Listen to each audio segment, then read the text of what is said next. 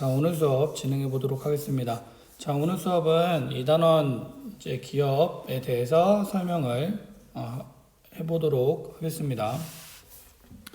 자, 그래서 먼저 기업의 의미와 특징이라고 해서 기업의 의미와 목적을 학습을 했었죠. 그래서 자, 이 경제 주체란 먼저 경제 활동을 하는 단위를 말하는 단어로 기업은 생산 주체를 말하고 가게는 소비 주체를 말하죠.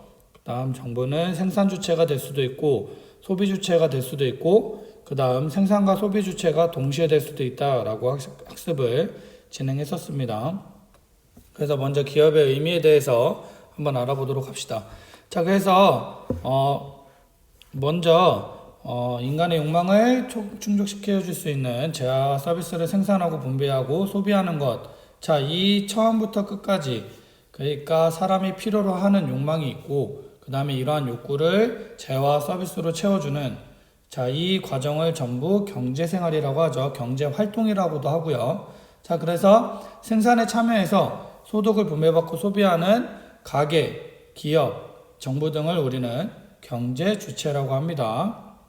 그래서 이 기업이 경제주체, 즉 생산주체가 되는 것이죠. 그래서 이 기업은 재화나 서비스를 생산하는 과정에서 자, 다른 타인의 노동력을 제공을 받죠. 그 다음에 그 노동력을 제공받은 대가로 임금을 지급하게 됩니다. 그리고 그 과정에서 발생한 그 임금을 지급하게 되고 그 다음에 제품을 판매를 하고 그 다음에 재화나 서비스를 판매를 하고 그 다음에 받은 대가 이 과정을 전부 거치면서 나라의 정부에 이제 세금을 납부하게 되죠. 그래서 이러한 과정에서 얻는 이유는 사회와 국가 발전의 원동력을 제공하기도 하겠죠. 그래서 모든 경제 주체는 기업에서 시작된다라고 알고 계시면 될 것 같습니다. 자, 그래서 이 기업의 목적은 크게 경제적인 목적과 사회적인 목적, 자, 이 두 가지로 분류가 되죠. 그래서 경제적인 목적에서는 재화 노동력의 비용을 최소로 투입하여 산출하기까지 전 과정을 경제적으로 경영하여 이윤의 극대화를 추구한다라고 나와 있는데, 자, 이건 그냥 간단하게 말로 표현을 하면 최소 비용으로 최대 이윤을 얻는 걸 목적으로 하는 이 경제적인 목적과 그 다음 사회적 목적이라고 해서 사회의 기대를 충족하고 기업 윤리를 준수하고 사회적인 책임을 다하는데 목적을 두는 사회적인 목적이 있습니다. 그래서 이 경제적인 목적과 사회적인 목적, 이 두 가지 목적이 전부 좀 조화롭게 충족이 돼야 기업이 유지하는 데 도움이 될 수 있겠죠. 자, 그래서 이 사회적인 목적과 관련된 기업의 사회적 책임이라고 해서 총 4가지 책임이 있네요. 그래서 경제적 책임, 그래서 경제적 책임은 기업이 사회가 원하는 제품과 서비스를 생산하여 적당한 가격에 판매하고 이윤을 창출할 책임을 말하고요. 그 다음에 두 번째로 법적 책임이 있습니다. 그래서 기업이 속한 사회가 제정해 놓은 법을 준수할 책임이 있고요. 세 번째로는 윤리적 책임이 있습니다.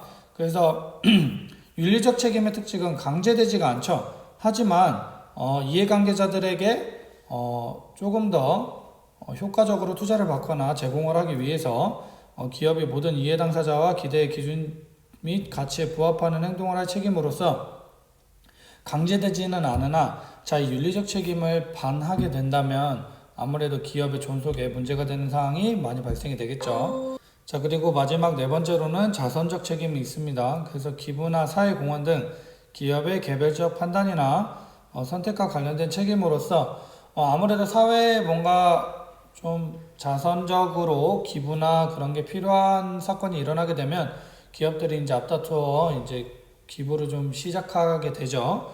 그래서 이런 것도 기업이 존속하는 이유로서 자선적 책임을 다하는 이유가 있습니다.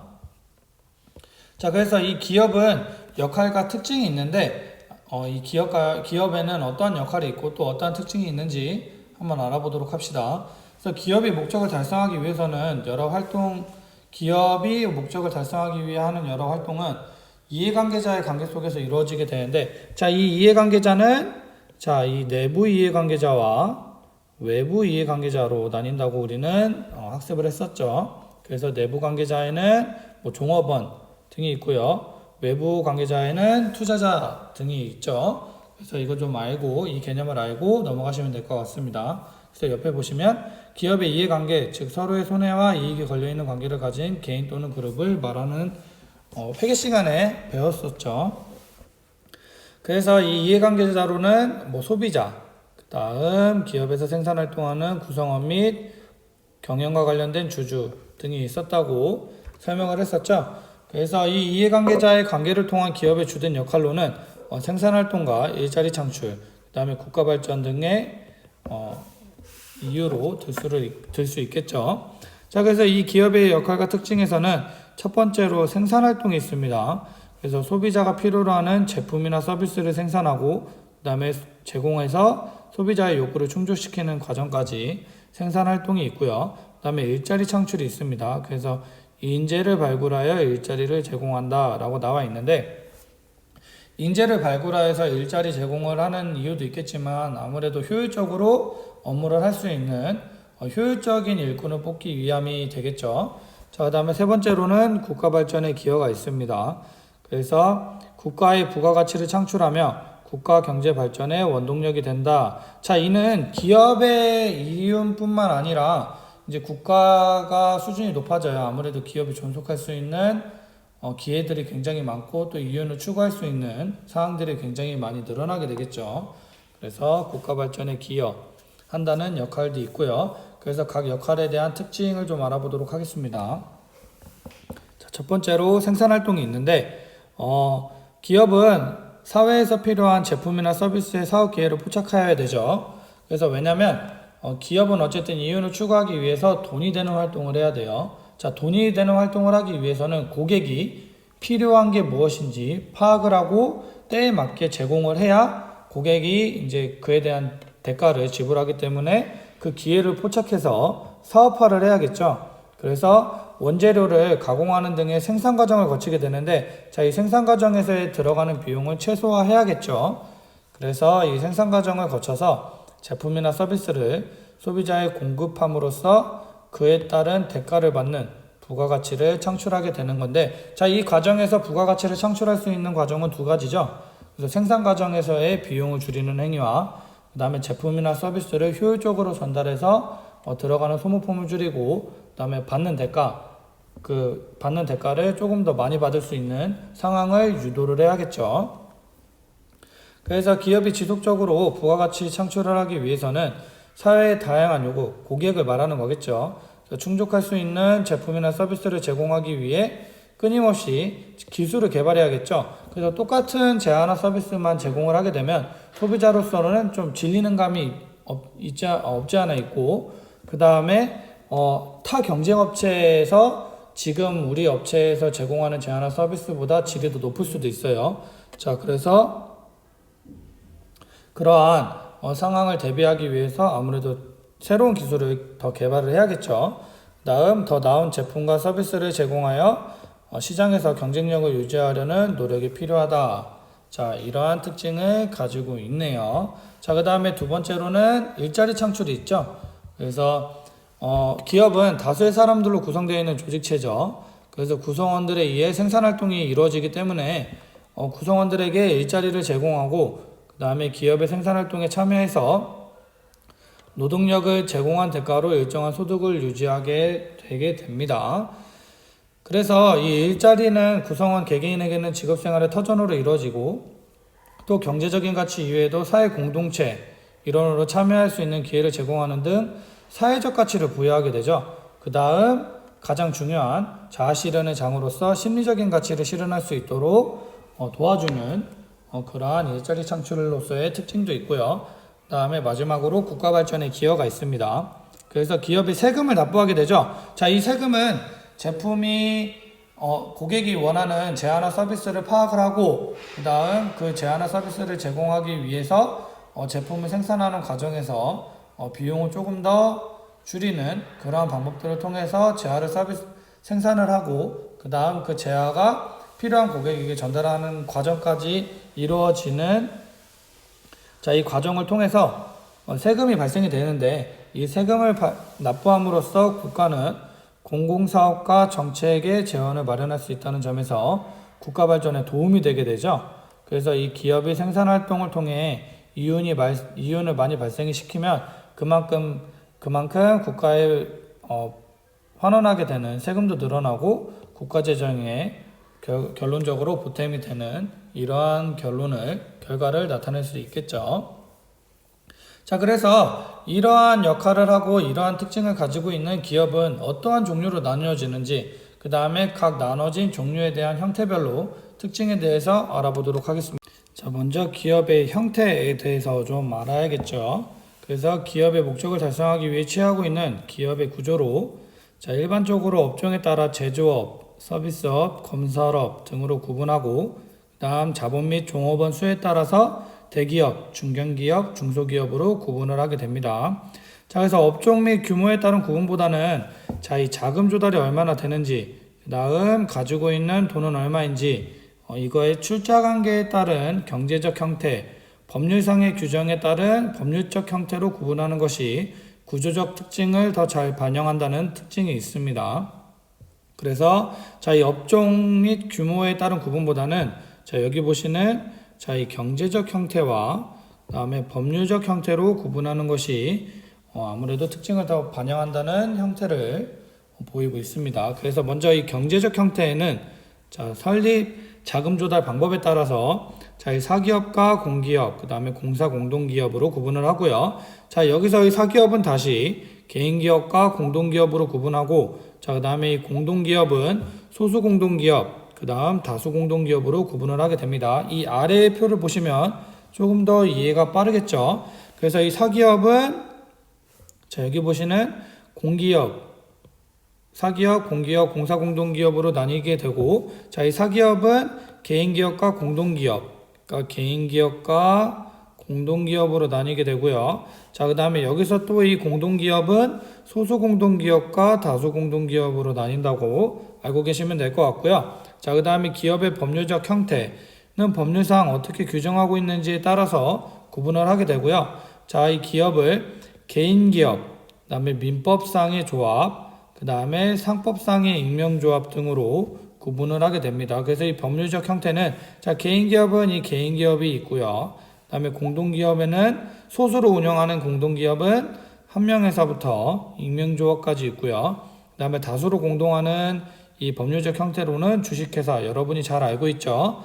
그 다음에 협동조합으로 구분이 되고, 그 다음에 공기업에서는 국영기업부터 공단, 그리고 금고까지, 그 다음에 공사 공동기업에는 특수회사까지 구분이 된다는 거로 나와 있는데, 자, 이렇게 세세한 것까지는 다 외우지 않으셔도 돼요. 근데 경제적 형태로는 사기업과 공기업, 그리고 공사공동기업으로 나뉘고, 또 여기서 이 개인기업, 사기업은 개인기업과 공동기업으로 나뉘고, 그 다음에 여기서 또 이 공동기업은 소수기업과 다수공동기업으로 나뉜다 정도만 알고 계시면 될 것 같습니다. 자, 그래서 이 기업의 형태별 특징이라고 있는데, 자, 이 사기업은 민간인이 출자하는 기업이죠. 그래서 말 그대로 사기업은 민간인이 출자해서 경영하는 기업의 형태로 개인기업과 공동기업으로 나뉜다고 앞에서 나뉘었죠. 그래서 이 개인기업은 자, 개인이 출자하고 경영하고 지배하는 기업으로 자, 1인 회사라고 생각하시면 될 것 같아요. 그래서 가장 기본적인 기업 형태로 알고 계시면 될 것 같습니다. 1인 회사도 포함이 되지만 자, 내가 설립해서 내가 자본을 조달해서 회사를 만들어서 종업원들을 여러 명 두어도 이건 개인기업이 되는 겁니다. 왜냐하면 이 출자, 경영, 지배에 따른 타인이 포함이 되지 않았기 때문에 개인기업으로 치는 거고요. 그 다음에 이 공동기업은 출자와 책임부담 및 이에 따르는 의사결정을 자, 개인 혼자 하는 것이 아니라 이 집단이 하는 형태를 말합니다. 그래서 자, 이 공동기업은 소수공동기업과 다수공동기업으로 나뉜다고 했었죠. 자, 그래서 이 소수공동기업과 이 다수공동기업은 어떤 것들이 있는지 종류와 특징이 나와 있는데, 자, 이거는 한 번씩 읽어보시면 좋을 것 같아요. 그래서 여러분이 아시면 더 좋고요. 그리고 여러분이 좀 익숙한 이 한명회사와 합자회사, 우리 다 학습을 했었죠. 그 다음 다수공동기업에서는 주식회사도 여러분이 잘 알고 있는 것들이죠. 그래서 이 각 회사에 대한 특징을 좀 알아두시면 될 것 같습니다. 자, 그 다음에 이 공기업 수업 시간에 했었죠? 그래서 국가나 지방자치단체가 출자하여 공익을 목적으로 한다. 자, 공익의 목적을 조금 더 둔 기업의 형태로서 자, 국가가 소유하고 있다는 특징을 가지고 있죠. 그 다음 지방자치단체가 운영하면 지방공기업이라고 부른다. 그래서 국가가 소유하는 기업을 국영기업, 그 다음에 지방에서는 지방공기업이라고 하고요. 자, 이 공사는 국가사업을 수행하기 위해 정부가 출자하여 설립하는 회사고, 그 다음에 공단에 비해서 경제적인 생산을 목적으로 한다 라고 나와 있네요. 그래서 이 공단은 국가에서 경제 및 사회 정책상의 요청을 충족시키기 위해 설립한 특수법인이라고 학습을 했었죠. 그래서 이 공기업의 설립 목적이라고 해서 이 특징 5가지 좀 알아두시면 될 것 같고요. 자, 그 다음에 공사공동기업이라고 있습니다. 공사공동기업은 공기업과 사기업이 말 그대로 합쳐진 거예요. 그래서 공기업과 사기업이 혼합된 형태로 국가 또는 지방자치단체와 개인 또는 사적단체가 공동으로 출자를 하게 됩니다. 그 다음 공동으로 출자하고 공동으로 경영하는 기업의 형태적인 특징을 가지고 있는 기업이라고 보시면 될 것 같습니다. 그래서 이 공사공동기업의 특징은 자본 조달이 유용하고 그 다음에 국가적 차원에서 제어할 수 있고요. 그 다음에 시장의 우선권을 가지고 있다는 특징이 있었다고 학습을 했었죠. 그래서 아무래도 좀 기업이 존속할 수 있는 기회가 많고 그 다음에 이유가 충분하다라고 설명을 드렸었습니다.